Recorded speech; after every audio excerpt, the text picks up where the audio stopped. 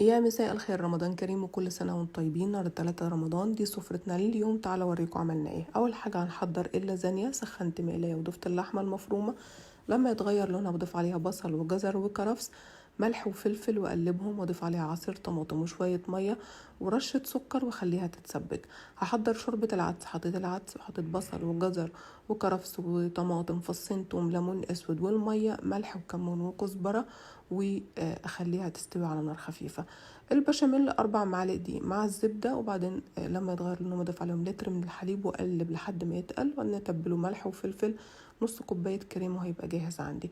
هطبق اللازانيا في الصينية. انا بحب اعملها 4 صفوف، واخر صف بيكون شرايح اللازانيا وعليه البشاميل نغطيها بيه والجبنة، واغطيها وادخلها الفرن على حرارة 180 45 دقيقة. وطبعا ما ننساش نكشفها تتحمر.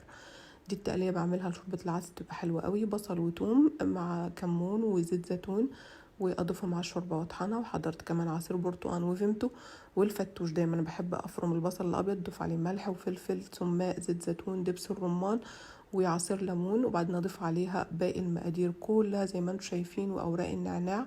وعند التقديم طبعا بقلبها واجهزهم. ودي كانت سفرتنا للنهارده. اتمنى انها تكون عجبتكم.